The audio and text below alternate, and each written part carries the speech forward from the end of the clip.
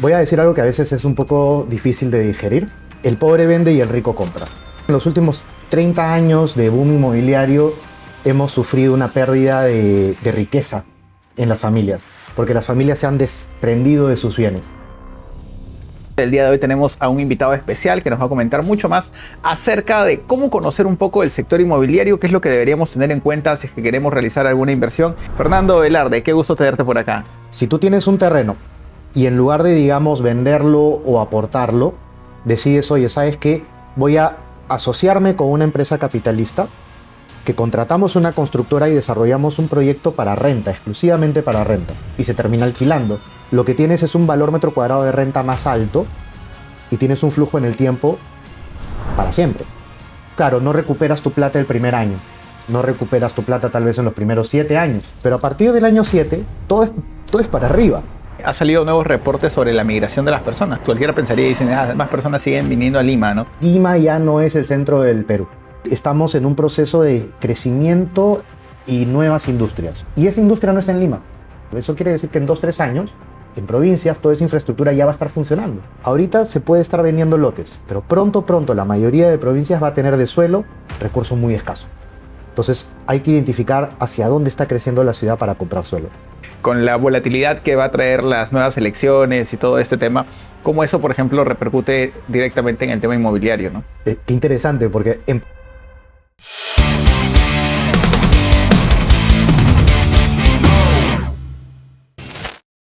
Hola, ¿qué tal? ¿Cómo están? Bienvenidos a un nuevo episodio del podcast Ensayo y Error. El día de hoy tenemos a un invitado especial que nos va a comentar mucho más acerca de cómo conocer un poco el sector inmobiliario, qué es lo que deberíamos tener en cuenta si es que queremos realizar alguna inversión y sobre todo también cuáles son los nuevos horizontes en este rubro que es bastante atractivo, pero al cual le tenemos que tener bastante cuidado y respeto. Fernando Velarde, qué gusto tenerte por acá.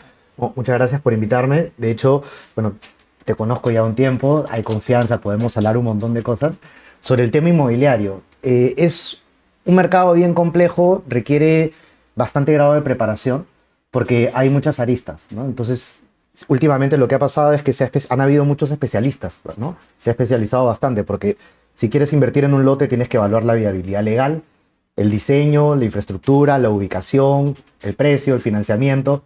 Entonces, tú dices, oye, ¿cómo hago para darme cuenta o tomar una decisión adecuada? Y ahí vienen ya los agentes, los brokers, los asesores de diferentes tipos. Yo creo que algo que es bien interesante y que lo has mencionado es cómo se ha ido atomizando un poquito más cada especialidad, y eso también repercute en el hecho de que más personas están ávidas de querer invertir en el tema inmobiliario. La información que de repente las redes sociales y que tú mismo también compartes a través de tu canal de YouTube del Tablero Inmobiliario o de repente tu propio canal de TikTok e Instagram donde impartes esta información hace que la gente esté más curiosa. Pero entrando ya un poquito en materia del tema inmobiliario, ¿tú qué es lo que explora, qué es lo que ves, cuál es tu especialidad? Y a partir de eso vamos comentando algunos detalles más. Okay. Yo me dedico a analizar las diferentes estructuras urbanas y el mercado inmobiliario en sí para determinar oportunidades y riesgos. Mis clientes son desarrolladores inmobiliarios medianos, pequeños y grandes. Trabajo con fondos, con bancos, con cajas, y con personas naturales, porque al final las propiedades siempre surgen de, digamos, una oportunidad, ¿no? Oye, ¿sabes qué? Necesito vender esto urgente porque tengo un problema en la familia, o ¿sabes qué? Oye, ha llegado este terreno por herencia a la familia y no sabemos qué hacer. Hay un montón de formas como una persona o una empresa llegan a este momento en el cual tienen la oportunidad de adquirir esta propiedad, ¿no? Y algo que a veces no nos damos cuenta es que no hay una única forma de invertir. Claro. ¿No? Y no hay una única forma también de adquirirlo, porque tú puedes negociar 20%, 80% de aporte, ir a equity, participar en el proyecto, ¿no? Hay un montón de formas como uno puede de alguna manera sacarle el jugo a eso. Y mi negocio, mi trabajo es ese, es ayudar a las personas que están con esa oportunidad a estructurar un negocio que sea más rentable. A mí algo que me gusta mucho de lo que hemos venido explorando, porque también hemos visto algunos proyectos en conjunto, es el hecho de que tú eres un conector, eres un especialista en conocer y conectar. Y eso también es el background que tienes de los años de experiencia en este sector, que conoces a las personas indicadas, a las personas clave. Entonces, cuando hay un proyecto, no necesariamente la visión que tiene el propietario, el dueño del terreno o el que está buscando gestionar el proyecto es la más rentable. Entonces tú al entrar con esa óptica un poco más holística puedes empezar a conectar a las personas porque no necesitas conocer a todo a profundidad, pero conoces específicamente quién sí lo hace. Claro. Entonces empiezas a conectar y haces que la rentabilidad del proyecto vaya subiendo y vaya escalando, y eso lógicamente es una óptica que no sé si es que ese servicio lo he visto antes, y ya para comentarte un poquito, pero que es admirable la chamba que vienes realizando, ¿no? Bueno, ha ido, digamos, cambiando lo que yo hago de manera orgánica de acuerdo a lo que los clientes van pidiéndome, en verdad. Porque, ¿qué pasa? Mi especialidad es hacer estudios de mercado. Yo tengo una empresa que hace estudios de mercado, ¿no? Pero al hacer estudios de mercado estoy normalmente al inicio de la oportunidad o en el momento que el cliente entiende cuál es su problema. Y por lo tanto, oportunidad. Correcto. Entonces, ¿qué pasa? Siempre me ha pasado que, oye, ¿sabes qué? Tengo problemas en mi fuerza de ventas, no están teniendo el desempeño tal y tal. Oye, ¿sabes qué? De lo que he visto, tu protocolo está bien, todo está bien, tu página está bien. Tal vez necesites un capacitador o alguien que te ayude a hacer un bootcamp inmobiliario para alinear a tu fuerza de ventas. Yo conozco a tal persona, ¿no? Y lo pongo ahí. O, ¿sabes qué? Oye, tengo este terreno y pucha, un arquitecto me configuró este producto y no conozco a nadie que lo pueda desarrollar. Ah, ya, mira, tal desarrollador inmobiliario es especialista en esta zona, te hace este tipo de proyectos. Se centra la desarrolladora inmobiliaria y es, oye, ¿ahora quién lo construye? Ah, mira, esta empresa de acá la puede construir. Eres unas páginas amarillas. Es que, güey, 18 años de experiencia reuniéndome con los directorios de las empresas inmobiliarias. Tú sabes que es un mundo pequeñito, pues, ¿no? O sea, hay pocas personas en el rubro. Entonces se van cambiando entre inmobiliarias, se van cambiando entre constructoras, pero son las mismas personas. Entonces llegas a conocer a una buena cantidad. Y si no conoces a la persona, conoces a la empresa y a qué se dedica. Entonces dices, oye, ¿sabes que este trabajo está perfecto para esta empresa? Claro. ¿Y qué es lo más complicado que te ha tocado abordar en esta metodología de trabajo que vienes desarrollando? Bueno, una empresa mexicana que todavía no voy a decir el nombre porque todavía no ha llegado. Me parece complicado, pero es un reto bonito. Me ha pedido un terreno específico que tiene bastante demanda ahorita por los desarrolladores inmobiliarios acá, pero también quiere que configure el equipo de trabajo y que le configure los primeros proyectos como para que el equipo ya avance, ya se quede rodando. Entonces, de alguna manera, lo que estoy haciendo es ¿tú has visto esos controladores aéreos que están ahí en la pista de aterrizaje? Claro. Ya, eso, por acá, anda para allá, guiándolos un poco y dándoles la asesoría que necesitan, por ejemplo, porque ellos no conocen Lima. Entonces, oye, ¿en qué distritos comprar? Yo les digo, ya, mira, estos son los mejores. De estos terrenos que han recibido, hacer las estructuraciones financieras, ellos hacen las evaluaciones de riesgo correspondientes. Después armar el equipo de opciones para que puedan desarrollar y financiar. O sea, hay un montón de cosas que uno tiene que ir integrando. Y también dentro de eso es la estrategia de cómo van a llegar, porque a qué público se van a dirigir, ¿no? Y a qué público se van a dirigir es importante porque si es que no tienen la masa crítica de facturación, no pueden pagar la planilla para poder seguir desarrollando. Claro. Entonces la visión no puede ser el éxito del proyecto inmobiliario, sino la sostenibilidad del equipo de la empresa inmobiliaria. Entonces es totalmente distinto el encargo. Es otro enfoque un poco más a largo plazo, un poco más de mantenerse a través de los años, ¿no? El tema de la sostenibilidad como tal. Yo quería aterrizar un poquito más, sobre todo para que las personas que nos están escuchando también puedan aprovechar mucho de tu experiencia. Y algo que quería consultarte era, por ejemplo, un caso típico que pasa en las personas de a pie. Ya. En el hecho de que las personas dicen, oye, me llegó una herencia, me llegó un terreno, ¿qué puedo hacer yo con este terreno? ¿No? O sea, ¿cuáles son los pasos o las etapas que estas personas deberían tener en consideración para que de repente no solamente llegue una inmobiliaria y te diga, te compro tu terreno y digas, bueno, ya lo acepto y te vas? Entonces, sino, ¿qué deberían tener en cuenta para sacar una mayor rentabilidad, ¿no? Ya. Voy a decir algo que a veces es un poco difícil de digerir, pero bueno, el pobre vende y el rico compra, ¿no? Por decirlo así. Si, yo creo que en los últimos 30 años de boom inmobiliario hemos sufrido una pérdida de riqueza en las familias, porque las familias se han desprendido de sus bienes. Entonces, ¿qué le diría a las personas que por A o B motivo tienen la oportunidad de tener una propiedad? Estructuren un negocio a largo plazo en el cual no tengan que deslindarse del bien, sino que puedan incrementar su activo, ¿no? Ya, y hay algo que quería acotarte o quería consultarte, era el hecho de a qué te refieres con incrementar o mejorar el activo. Mira, Si tú tienes el terreno y tú decides venderlo, ganas plata, ¿no? Si decides aportarlo, ganas el valor del terreno más la utilidad del proyecto, ¿no? Aportar, para que todas las personas entiendan, es cuando hay un proyecto inmobiliario, entonces tú lo pones como parte del proyecto y eso es como si tú estuvieras invirtiendo en el proyecto. Exacto. Y lógicamente eres parte de la repartición de la utilidad. Entonces, así para es, poder... así es. Ok. Ese es otro esquema. Pero hay otros esquemas más que son poco conocidos porque no capitalizas en tan corto plazo, entonces no es muy popular. Pero lo que haces es multiplicas tu activo. Entonces, si tú tienes un terreno y en lugar de, digamos, venderlo o aportarlo, decides, oye, ¿sabes qué? Voy a asociarme con una empresa capitalista, que contratamos una constructora y desarrollamos un proyecto para renta, exclusivamente para renta. Ahora se ha aprobado una normativa que te permite eso, que es la vivienda colectiva. Tengan en cuenta que el 30% o más del mercado de inversionistas en Lima es para renta. O mejor dicho, más del 30% del mercado inmobiliario de Lima se compra por inversionistas y se termina alquilando.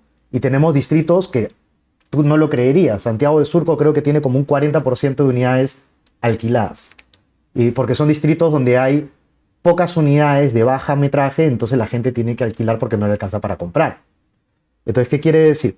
Que si yo agarro y entro a una vivienda colectiva de bajo metraje, que la normativa te permite hacer departamentos unipersonales, este tipo loft, que tú puedes ya hacer el diseño que quieras, pero ya no tiene la restricción de los 40 metros cuadrados de área mínima. Claro. Y puedes hacer un montón de amenidades alrededor para poder promocionar esto en el tiempo. Lo que tienes es un valor metro cuadrado de renta más alto y tienes un flujo en el tiempo para siempre, ¿no? Entonces, digamos, claro, no recuperas tu plata el primer año, no recuperas tu plata tal vez en los primeros 7 años, llegas a equity a los 7 años, pero a partir del año 7, todo es para arriba. Entonces ahí tú puedes tomar una u otra decisión. Ya pagué, ya cubrí todos mis costos, mi socio capitalista ya se fue, ya tiene su utilidad, puedo hipotecar estas unidades inmobiliarias e emprender en otro proyecto más y así comienzo a multiplicar mis activos. Entonces no te deshaces de los bienes, sino que los pones a trabajar en un proyecto un poquito más a largo plazo, menos ansioso, y terminas multiplicando la herencia de tu familia. Que al final es eso, puedes empezar con 300 metros cuadrados, si tienes 5.000 metros cuadrados construidos para arriba, ¿no? Y en 7 años eso lo puedes duplicar, triplicar, cuadruplicar, dependiendo de tu inteligencia financiera. Claro, ahí hay mucha visión y sobre todo también yo creo que es esa, como tú mismo dices, ¿no? Son una modalidad de proyectos que no está tan explorada o que de repente no es tan conocida. Entonces, ¿cómo la gente se puede enterar de este tipo de análisis? O de repente eso es donde tú le entras a dar el apoyo, entiendo yo. Eso es lo que hago, pero ¿qué pasa? Estos productos normalmente aparecen cuando en la normativa se permite que se den. Entonces, hace poco ha habido un cambio de ley donde te ponen que la vivienda colectiva es de uso, o sea, no ha sido cambio de ley, sino ha sido una opinión vinculante del ministerio que dice que solamente puede ser utilizada para renta. Y eliminaron de la ley un reglamento donde te decía que había vivienda de uso colectivo y vivienda unipersonal y todo lo han dejado de uso colectivo. Y eso tiene un reglamento que te dice que pueden tener áreas desde 17 metros cuadrados. Entonces, es tan complicado todo esto que sí hay que consultarle a un especialista. Si no me consultan a mí, consúltenle a un arquitecto que tenga experiencia en el rubro y que se mantenga actualizado. O le pueden también consultar a un abogado especialista del rubro. Pero sí necesitan hacer esas consultas porque estas cosas van cambiando en el tiempo. Y cuando van cambiando, va modificando la rentabilidad del proyecto. Entonces, por ejemplo, ahorita, hace poco ha cambiado en la ley de vivienda de interés social. Se restringió el área mínima, pero también se refuerzan algunas normativas que ya habían, que es, por ejemplo, que tú no puedas subarrendar tu vivienda. Si tú compras, no puedes subarrendar. Tiene sentido porque se busca de que esto no sea para inversionistas, sino para niveles socioeconómicos más bajos. Claro. Lo otro es que sea tu primera vivienda. Ahí se puede desvirtuar el sentido, porque a veces tú puedes tener una propiedad, ya sea por herencia o lo que sea, pero tienes que adquirir una propia, y esta otra propiedad puede estar en provincia, qué sé yo, y al final hay sutilezas que hacen de que acote el mercado bastante, ¿no? Entonces, ¿qué ha pasado a raíz de eso? Han caído las velocidades de venta de mi vivienda, haciéndose mucho más atractivo el segmento no subsidiado. Y por eso se ha disparado la TIR y se ha disparado la rentabilidad de los proyectos en Lima Top y alrededores, que no están dentro de mi vivienda. Entonces ahorita esos fenómenos son coyunturales, dependen mucho del aire político del momento. Y algo que has mencionado ahí y que es muy importante es, por ejemplo, que sí, en las diferentes asesorías que doy para poder analizar créditos hipotecarios o de repente para poder acompañar a las personas a gestionar adecuadamente su deuda, las personas que quieren un crédito a través del fondo Mi Vivienda, pues no pueden prepagar sus créditos en un periodo de 60 meses o 5 años. Claro. Entonces, esa misma norma hace que la gente diga, oye, al final yo de repente lo que estoy buscando es pagar más rápido, hacer aportaciones a capital para disminuir mi deuda, pero como no me lo permiten, hasta prefiero sacar un crédito sin el bono. Exacto. Entonces se está dando ese tema. Y la tasa de interés no subsidiada ahora es menor que la tasa de interés subsidiada, lo cual es un pequeño absurdo, por decirlo así. Totalmente.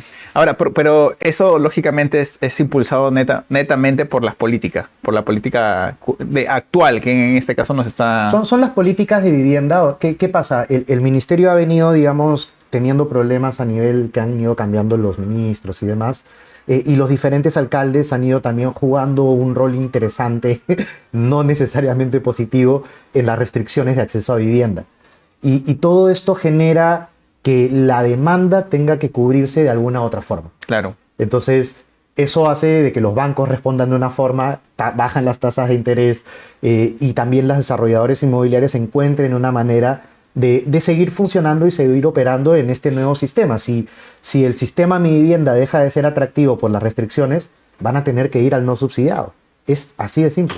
Y ahí justo mencionaste que aumenta la TIR y la rentabilidad de los proyectos porque todo proyecto inmobiliario, por si acaso, se basa mucho en la temporalidad. O sea, si tú de repente no es lo mismo, como se menciona, ganar de repente $100,000 en un año que en 2 años, en 3 años. Entonces la rentabilidad se va diluyendo a través del tiempo.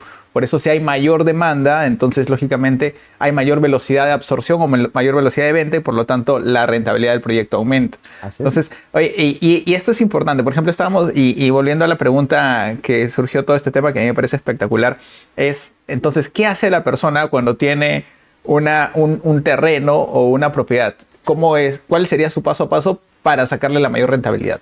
Lo más importante es identificar si tienes plata o no. Pero la plata se consigue si se tiene un buen proyecto, ¿no? Claro. Un buen estructurador. Es que por ahí va. Yeah. Si no tienes, digamos, los recursos, si tienes el terreno, que es lo más probable, ¿no? Lo que haces es consigues a un equipo de personas que puedan encargarse y tú aportas el terreno de hasta cierto punto como para poder de alguna manera participar en ese negocio. Entonces, por ejemplo, un estructurador del negocio te puede estar cobrando $1,500, $2,500 por una visión inicial.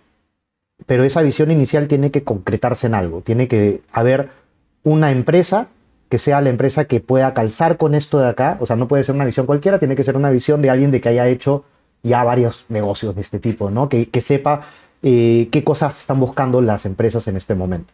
Entonces, estructuras el negocio del terreno en función a lo que las empresas están dispuestas a invertir y hacer. No lo estructuras en función a la especulación que tú tienes. Claro. Porque si lo estructuras en función a lo que el tasador te dijo y no lo que la demanda está dispuesta a pagar, vas a tener un terreno dormido por 4, 5, 10 años.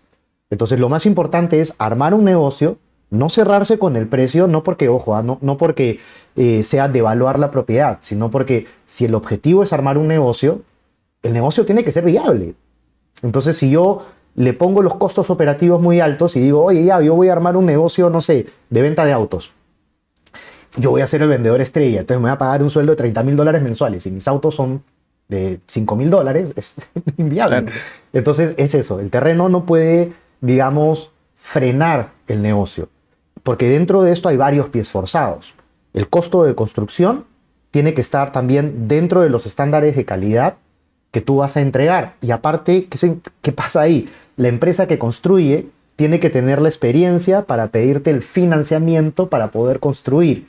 Y aparte, ese financiamiento solo se lo van a dar si el proyecto pasa todos los checks de riesgo. Que la empresa constructora tenga experiencia, que la obra tenga todos los seguros posibles, que la empresa que diseñó tenga esto, que se haya hecho un estudio de mercado, que haya más o menos un 35% de aporte de capital en todo el proyecto, entre el terreno y otras cosas más. Por ejemplo, se puede aportar el proyecto de arquitectura, se puede aportar el proyecto de ingeniería, se puede aportar la comercialización, se puede aportar un porcentaje de la obra o se puede poner plata, ¿no? Claro. Entonces, el terreno normalmente vale, y esto es un error que las personas cometen. Las personas creen que el terreno vale el 30% del total de la facturación, y no es así, ¿no? Creo que el Estado es el socio mayoritario, casi siempre. Sí. Este, el terreno depende. Si tú estás en una zona no urbana, como para un techo propio o lotes, es una zona que no tiene mucha infraestructura. Por lo tanto, no se ha hecho mucha inversión en ese pedazo de tierra. No tiene muchas cosas, entonces no puede costar igual que un terreno urbano. No puede tener la misma incidencia sobre el costo, porque tú tienes que meterle toda esa infraestructura en el proyecto, ¿sí o no? Entonces ahí el terreno va a valer entre 8% a 12% de facturación. Terminando, ponte en techo propio, hablamos ahí de $7, $8 el metro cuadrado. Un poco más dependiendo de la zona. Si vamos a mi vivienda, o un segmento que la infraestructura es media, no necesariamente mi vivienda, estamos hablando de, digamos, zonas que tienen agua, que tienen luz, pero no tienen buenos parques, no tienen buenas pistas, no tienen buena infraestructura en general. Ahí el costo va a estar entre 10 a 15% la incidencia del terreno sobre la facturación. Y si te vas a San Isidro, un lugar que tiene toda la infraestructura, la mejor del país, por decirlo así, no pasa del 25%. No pasa del 25%. ¿Cuándo el terreno sí vale ese 30% más? Cuando es un terreno para destino comercial y la vitrina lo amerita. Gamarra, ¿no? Una estación central. Ahí es cuando el terreno sí vale mucho más, porque no está valorizado en función a la ubicación. Está valorizado en función a su potencial de facturar de vitrina. Entonces, ese es el tema. Ahora, ahí mencionaste el tema de los lotes, de su valorización de los lotes. Justo estábamos conversando un poquito antes de cómo es que este boom de lotes, porque ahora por todos lados aparece, te estoy vendiendo un lote, compra tu lote, tu futura casa.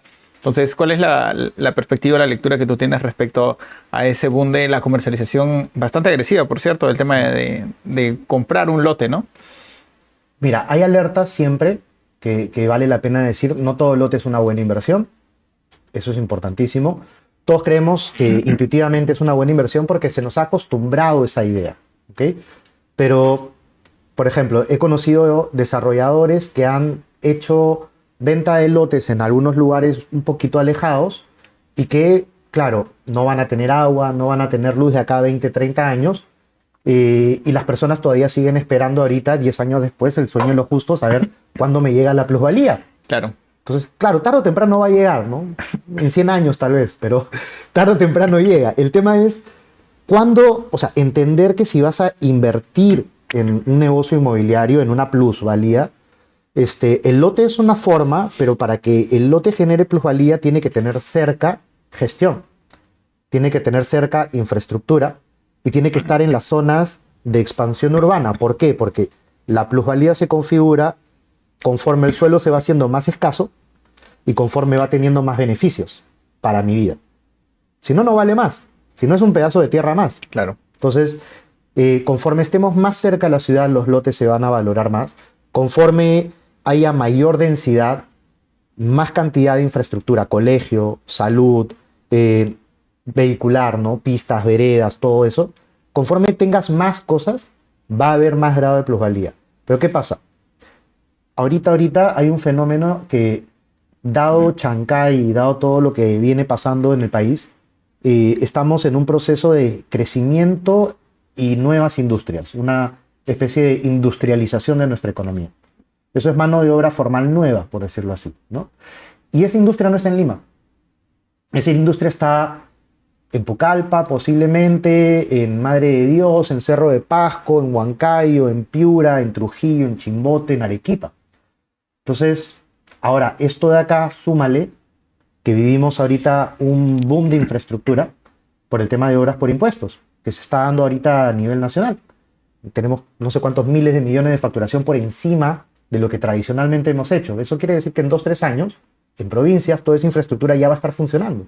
Entonces va a ser más eficiente el negocio en general, cualquier industria que te metas. Entonces, ¿qué pasa? En provincia, ahorita se puede estar vendiendo lotes, pero pronto, la mayoría de provincias va a tener de suelo recursos muy escasos. Entonces, hay que identificar hacia dónde está creciendo la ciudad para comprar suelo. Y hay que identificar hacia dónde ya creció y no hay más suelo para comprar departamentos y locales comerciales. Y yo creo que ahí está el kit del asunto. Hay que saber leer, no solamente comprar porque alguien lo ofrece.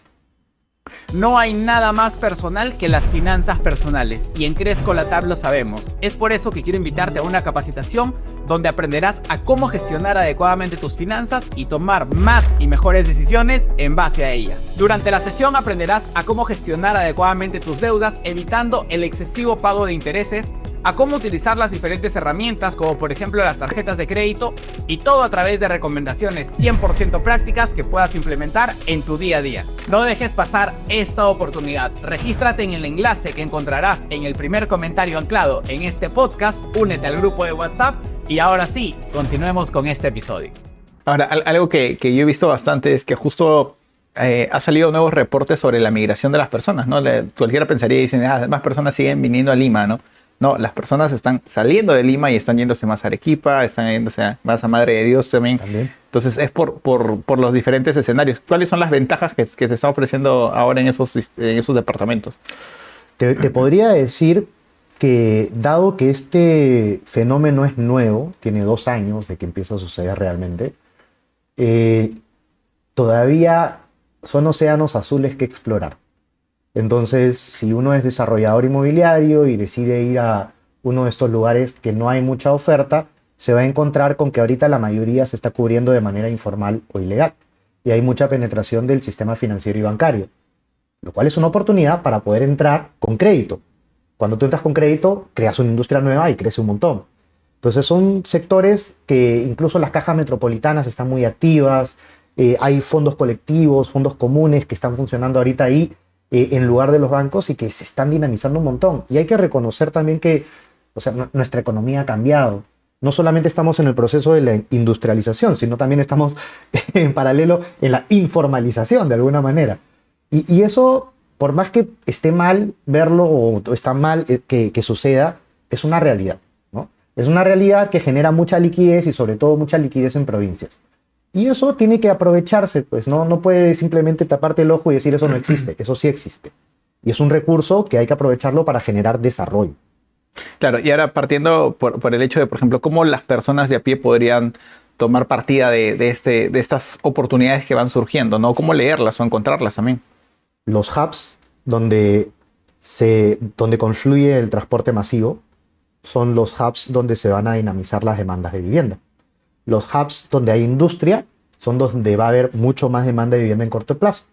Y los hubs donde hay salud van a ser cada vez más escasos. Entonces, yo buscaría comprar cerca de esos 3 puntos. Siempre. No al costado del puerto, sino donde están esos servicios. Porque donde están esos servicios es donde la gente va a parar, digamos, en su viaje de Puno a Lima, en Ica, o tal vez están parando en Ayacucho, o tal vez están parando en Andahuaylas. O en su viaje de la selva a Chancay, tal vez están pasando en Huancayo, ¿no? En Huancavelica, tal vez, o tal vez de Chimbote a Chancay, ¿no? En Barranca, en Vegeta. ¿Dónde está esa industria? ¿Ok? ¿Dónde está esa industria? Es donde va a haber mayor crecimiento de capacidad adquisitiva y mayor crecimiento poblacional. Arequipa es un buen lugar, por ejemplo. Arequipa, ¿cómo los proyectos han ido cambiando? Tengo entendido que también se viene un puerto ahí y que no está tan sonado tampoco, pero deberían ponerle ojos. Muchísimo ojo, ¿no? Nosotros en el Perú tenemos un par de cosas alucinantes. Número uno es la geografía que tenemos. Nos permite generar mucha biodiversidad, pero también nos permite tener muchas matrices energéticas. Ahorita en Arequipa me parece que se acaba de abrir una obra por impuesto de paneles solares de más de $500 millones de una empresa española. Además, la planta de hidrógeno que se está colocando viene de la mano con una inversión en el puerto para hacer un puerto dedicado a exportar hidrógeno y la planta de tratamiento de agua para producir el agua que se necesita para separar el átomo, bueno, no separar el átomo, separar los componentes de hidrógeno y oxígeno, ¿no? Entonces imagínate, para producir hidrógeno produces agua y oxígeno. Y esa agua y oxígeno sirve a qué cosas, a un montón de cosas, ¿sí o no? Y el hidrógeno es un combustible que tiene, digamos, muy eficiente, muy limpio, y las empresas internacionales que buscan certificaciones ISO o financiamientos verdes lo buscan. Entonces va a haber mucha migración de industria tecnológica y de industria pesada a Arequipa, porque tienes el hidrógeno allí, tienes las plantas de aceros ahí, tienes toda la minería y la producción agropecuaria que complementa también, y por lo tanto ahí se va a dar un hub de desarrollo. Pero ahí sí les voy diciendo, yo creo que ahí va a crecer un montón y La Joya va a ser un lugar que se va a beneficiar porque es donde está la planta de hidrógeno y donde se conecta con el puerto de Matarani finalmente, que es el puerto que se va a activar. No Corío, por si acaso, Matarani. Allá. Sí, porque lo que yo había escuchado era bastante de Corío, ¿no? Sí. Mira, Corío no sé exactamente cuáles son las implicancias, pero ha venido con problemas desde que nació y ya digamos que están, disculpa que lo diga así, pero se siente que está en manotazos de agua, ¿no? Que se pelea entre el gobierno regional, el gobierno local, el gobierno central y el privado y al final no va a salir. Pero, o sea, teóricamente, si es que una empresa privada o un gobierno quiere invertir en un puerto, ya hubieran presentado la propuesta. En este caso, Corío parece que es más una propuesta de Arequipa y por lo tanto se configura más como un sueño, más que un negocio. Yo diría, vayan donde están los contratos firmados, cerrados y la gente ya operando. Es un poco más seguro, de todas maneras. Algo que justo mientras ibas comentando me generaba curiosidad era, por ejemplo, ahorita salió el presidente del ECR, que ya se nos va del puesto, por si acaso, para que se entienda bien. Mi tío Velarde. Sí, tu tío Velarde, que ese es de tu familia, ¿no? Está diciendo que va a bajar la tasa de referencia, o sea que la tasa de referencia va a empezar a bajar. Entiendo que también está cuidándonos un poco de lo que se viene con la volatilidad que va a traer las nuevas elecciones y todo este tema. ¿Cómo eso, por ejemplo, repercute directamente en el tema inmobiliario, ¿no? Qué interesante, porque en paralelo también han dicho que va a caer el dólar, ¿sí o no? Sí. Entonces ponte a pensar en eso. El combustible cae, porque el petróleo está en dólares, ¿no? El acero cae. La construcción se hace más barata. Más rentabilidad. Entonces las obras que van a empezar el próximo año van a ser más rentables que las obras que empiecen este año. ¿Pero eso se va a ver repercutido en el bolsillo de los compradores? ¿O es como que el valor de metro cuadrado ya está a tal precio en dólares o de repente van a empezar a querer venderlo en soles? No, el precio de venta final no cambia. Claro. Las variables son la utilidad y el precio de suelo. Entonces, o sube el precio de suelo o sube la utilidad.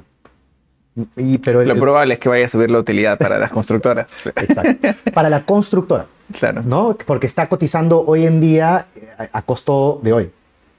Ahí le están firmando hoy en día los presupuestos a precio actual. Pero en 4 meses van a ser otros tal vez.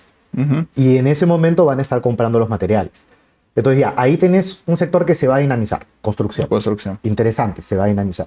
Baja la tasa de referencia y ya de por sí con las tasas que están interesantes ahorita, las tasas de crédito hipotecario van a bajar más. Entonces se amplía la cantidad de gente que puede adquirir un crédito hipotecario. Entonces se termina dinamizando más el sector. Y ante todo el chamullo político y problemas que van a haber en los próximos tiempos, digamos, un año entero vamos a estar sufriendo esto, la gente ¿qué va a estar haciendo? Va a estar viviendo su vida, ¿no? No van a estar cambiando las reglas de juego porque van a estar muy ocupados peleándose. Pero las cosas van a avanzar sin problemas. Por lo menos ahorita hay unas expectativas positivas del lado empresarial respecto al grado de confianza que se tiene para invertir a pesar de que es un año político. Y que el gran Julio Velarde esté bajando la tasa de referencia es un incentivo enorme. Debería de subir la proyección de PBI. Ahora, la estrategia no sé si va por ahí, ¿no? Pero al bajar la tasa de referencia va a mantener el dinamismo que tiene el mercado, incluso lo busca impulsar con la finalidad de pasar por agua tibia todo el sector político. Y al final, al ser esa una institución totalmente autónoma, entonces ya que ellos hagan lo que quieran porque esto es lo que va a mantener a flote el país y la tranquilidad de los bolsillos de los peruanos, ¿no? Tal cual, tal cual. Pero bueno, ahí sí yo les diría un poquito de calma nomás porque se viene en Buenos Aires, tenemos vientos de cola por suerte. Mira, ya desde la pandemia hasta el año pasado todo ha sido doloroso. Sí, ya, ahorita la época de bonanza. Sí, ahorita ya nos están empujando y si tú te pones a pensar que esto recién se ve con, ¿qué? 8 o 9 meses de operación de Puerto de Chancay. Uh-huh. Imagínense con el boom de infraestructura que va a empezar a operar de acá a 2 años. Ahora, ¿el puerto de Chancay a qué capacidad todavía está? No entiendo que no está no está al 100%. No sé a qué capacidad esté ahorita, pero ponte a pensar que digamos que esté al 50%. De por sí el puerto del Callao también ha incrementado su capacidad. Entonces, si antes la capacidad país era 100%, ahora tienes un 150% de la capacidad país de exportación y de importación. Y los costos más bajos también. Y ahora lo otro es que también están llegando cruceros ahora al Callao. Ah, mira. ¿No? Me acuerdo que hasta abril habían llegado 7 cruceros. Fantástico. Se dinamiza otra cosa más. Entonces hay un montón de elementos que están haciendo notar de que el próximo año va a ser un año de crecimiento realmente. Bueno, estamos viendo entonces que por un lado se dinamiza la construcción, el sector de construcción, el tema de la tasa de interés. ¿Hay algún otro efecto respecto a eso? La verdad, respecto a la construcción, la tasa de interés te genera, bueno, construcción te genera mucho empleo formal, ¿no? Y te dinamiza también un montón de otros sectores, porque o sea, la construcción impacta no solamente en el edificio que construyes, sino impacta en toda la cadena productiva del cemento, del fierro, del movimiento de tierras y todo esto, ¿no? Claro.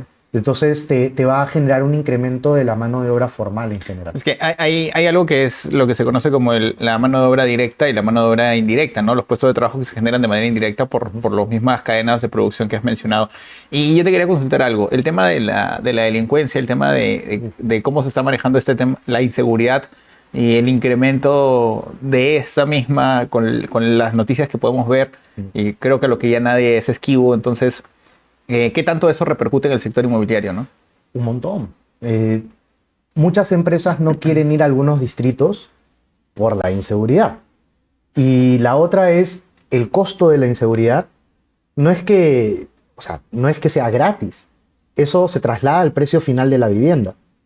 Entonces, la inseguridad está generando y está encareciendo el proceso de construcción también.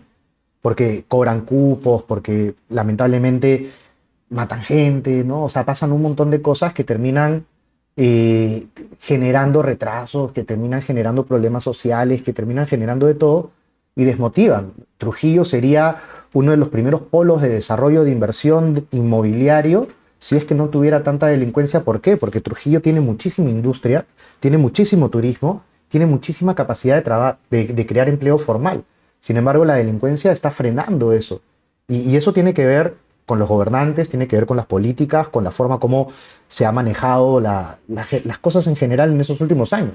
Porque la delincuencia no es que ha aparecido de la nada, es un proceso que ha venido ya varios años, digamos, cimentándose. Yo fui a Trujillo en el año 2003 y en el año 2003 tenía más boom inmobiliario que Lima. Fue la primera ciudad que tuvo boom inmobiliario. ¿Por qué? Porque tenía oro, tenía turismo, tenía mucho empleo formal, tenía industria. Nada de eso ha cambiado. Lo que ha cambiado es la delincuencia. Y ahora tiene muchísima informalidad, ilegalidad, y por todos lados es un caos. Una pena. Claro. ¿Y qué otro distrito o departamento está siendo golpeado por la delincuencia? San Juan de Lurigancho, por ejemplo, no, la gente no va así nomás. Ica. Ica es un lugar que si tú eres un desarrollador formal, vas a sufrir los embates y la competencia desleal de la ilegalidad, porque hay mucho terreno allá que se hace de manera ilegal, por denuncios y demás, y se vende como tiza. Entonces el desarrollador formal que va, paga trámites, paga infraestructura y todo, no puede competir, pues, ¿no? Ahora, te paga factura en el tiempo. Claro. Y hablando de esto, y yo sé que tú también tienes cierta implicancia o participas mucho de estas mesas de trabajo que se dan en el Ministerio de Vivienda. ¿Qué novedades hay por ahí? ¿Hay alguna política que vaya a generar un dinamismo o hay algo que se esté gestando que valga la pena esperarlo con ansias? Este año se ha generado una cifra casi récord de financiamiento para mi vivienda, pero se vienen ralentizando las colocaciones de los créditos. Yo tengo un punto de vista porque sabes que yo invierto a través de ese tipo de proyectos, pero yo sí he sentido bastante que se han estado postergando mucho las convocatorias, las aperturas, eso. Incluso hay personas que invierten conmigo y me dicen, oye, ¿hay algún otro proyecto? Le digo, me encantaría decirte que sí, pero todavía estamos a la espera de lo que vaya a mencionar el ministerio. Entonces, ¿cómo eso se tiene que ver con lo otro? Yo diría de que el deterioro de la institucionalidad y la creatividad del peruano ha hecho de que nosotros podamos crear un mercado que no necesite de las políticas de vivienda de alguna manera. Y si no es formal, es informal, porque eso La es lo que necesidad va a está y hay que atenderla. Hay que atenderla, sí. Ojo que no estoy incentivando la informalidad, ¿no? Ojo, No, yo entendía. No, entendía. a lo que voy es, las políticas que se han estado viniendo tomando, digamos que no van a cambiar mucho, porque ya se creó la ley BIS, ya se espera que con eso se instaure y ya no haga más cambios y eso ya genere cierta predictibilidad nuevamente. Ya se está buscando tener mayores cifras de financiamiento, pero lo que tú dices es cierto, se puede esperar de que el aparato estatal esté ineficiente y por lo tanto sus programas no sean tampoco tan eficientes. Entonces diría que no apalancarse tanto de eso e ir más por el sector no promovido o no subsidiado en estos tiempos políticos de cambio y posterior a eso ya evaluar, dependiendo de la coyuntura, el tema social. Claro. Ahora, algo que también, mientras que hablábamos un poquito y retomando el tema de la inseguridad, es cómo las personas están optando también por adquirir nuevas viviendas o vivir en alquilados, ¿no? Porque mencionabas también que Surco tiene un 40% de alquiler frente a la capacidad poblacional que tiene. Entonces, hay otros distritos que se está viendo una migración interna a nivel de distritos, no solamente en Lima, sino en otros países por el tema de la delincuencia, entendería yo. Sí, sí, bastante, ¿no? Bueno, paréntesis, Surquillo se ha transformado un montón, pero para bien, ¿no? Ha hecho una buena gestión y han trabajado bien el distrito y hasta las personas van a estos patios de comida que se han puesto de moda y se ha vuelto una dinámica chévere. Como que el nuevo Barranco, porque se podría decir el nuevo distrito Centennial como Barranco fue el distrito Millennial. Las tendencias respecto a la seguridad van a ser de que tú busques distritos más tradicionales en compra, ¿no? Pero en cuanto a renta, la tendencia es más por la capacidad adquisitiva. Entonces, ¿qué pasa? El suelo va a seguir encareciéndose. Entonces la gente no le va a alcanzar y va a tener que irse cada vez más afuera a alquilar. En la medida que no encuentre un producto adecuado, se termina alquilando un producto inadecuado que genera tuburización. En Cristiano, si yo construyo un departamento de 120 metros cuadrados para alquilar y a nadie le alcanza a alquilármelo, voy a alquilar cada habitación por separado. Y pueden ser 3 familias distintas en cada habitación. 4 camarotes por habitación. Esto se da, ojo, no me lo estoy inventando. Sí se da, es real, es real. Y no se da, por si acaso, en lugares muy alejados. Yo he visto dormitorios que se alquilan por separado en Miraflores, en San Isidro, en Ate, en La Molina, en Jesús María. O sea que no es algo jalado de los pelos. Es una solución que se da ante las restricciones normativas y la falta de acceso de vivienda. Entonces, esa es la tendencia, eso es lo que termina pasando. ¿Qué diría yo? Debido a nuestro espíritu cada vez más comerciante como peruanos y en infraestructura, el tema de la población flotante cada vez va a crecer más. Ponte a pensar, población flotante de mina, población flotante de agro, población flotante de pesca, de comerciantes, todos de estudiantes. Pues todos esos son poblaciones que en algún momento de su vida van a estar viajando, por lo menos la mitad del año. Entonces, esa población flotante está creciendo. La renta va a crecer. Y aparte, las restricciones normativas no se han quitado, lo cual quiere decir de que el espacio para alquilar cada vez va a tener más demanda y no hay oferta suficiente. Y ahí está la oportunidad de no liquidar tu activo, sino de construirlo y multiplicarlo. Un poco para regresar a lo anterior. Claro, algo que justo yo te iba a preguntar eso, o sea, en vista bueno, toda situación problemática genera una oportunidad si es que lo ves con ojos diferentes. Entonces, frente a esto que nos comentas de esta población flotante que está constantemente pululando por diferentes zonas de acuerdo a sus actividades económicas, ¿cómo esto se puede aprovechar? O sea, mira, en Huancayo hablábamos con la Cámara de Comercio y las municipalidades para replicar un poquito lo que ha querido hacer Surquillo, pero Surquillo con sus activos. Entonces, tú puedes agarrar los terrenos de la municipalidad, del Estado, y decirle, oye, voy a hacer vivienda de interés social acá.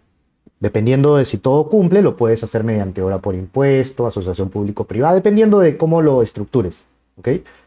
Entonces, para la población flotante, lo que tú puedes hacer es, vas a la municipalidad, buscas un terreno céntrico y le dices, oye, municipalidad, te hago un proyecto en el cual, mediante obra por impuesto, te construyo el edificio, ¿ok?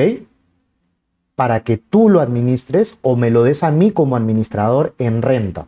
Al no tener el costo del terreno, al no tener el costo de la construcción, puedo alquilarlo a precio social. Y por lo tanto me comprometo a operar esto por 35 años. Ahí esa es una idea de negocio bien interesante. Y las personas, o sea, las municipalidades estarán abiertas a ese tipo de cosas. ¿Tú ya cómo has tanteado esa situación? Claro que sí. O sea, si lo quieres ver desde la perspectiva de responsabilidad social, lo que estás haciendo es vivienda para población vulnerable. Bien interesante. Si lo estás pensando como rédito político, estás dándole vivienda a las personas pobres. Si lo estás viendo como negocio, estás multiplicando los activos de la municipalidad, financieramente hablando. Entonces, hace sentido como negocio, hace sentido como estrategia social y como estrategia política. Y ahorita que se vienen elecciones, mira, hay un año para que puedan hacer esos proyectos. Claro. Tienen que correr. Tienen que tener la apertura también las autoridades para poder gestionar eso, ¿no? Con los técnicos, porque hora por impuesto requiere una expertise, ¿no? Requiere estructurar las cosas bien. Se puede hacer de privado a privado incluso. Puede ser un privado el que financie eso. Bueno, tiene que ser un privado el que financie eso porque está pagando los impuestos, ¿no? Correcto. Pero sí, o sea, se puede hacer de esa manera. Se puede crear vivienda para pobres sin costo realmente, simple y llanamente con gestión. El problema es que falta conocimiento de parte de algunos técnicos, de los profesionales, porque este tema que ha hecho Proinversión es una innovación. O sea, en el mundo no se hacía esto, nadie lo hace. Y nosotros, como buenos peruanos creativos, hemos creado una forma de inventarnos dinero. Claro. Y de usar ese dinero de manera más eficiente, porque en lugar de que tú pagues los impuestos y que el Estado financie esas obras, tú le dices al Estado, oye, ¿sabes qué? No te lo voy a pagar a ti, pero voy a hacer esas obras y se lo voy a pagar a otro privado. Y ese privado va a pagar impuestos también. Claro. Entonces, al final gana la infraestructura, gana el impuesto, gana y no tiene el Estado los costos de gestión. Por eso es que estamos viviendo un boom de infraestructura ahorita, porque el privado está poniéndose las pilas. Yo creo que al final, bueno, el Estado siempre tiene que velar porque se cumplan las condiciones para que los privados sigan dinamizando la economía de una manera más eficiente, porque el Estado ha demostrado poca eficiencia a la hora de gestionar algunos recursos que se tienen, ¿no? Su preocupación es otra, digamos, ¿no?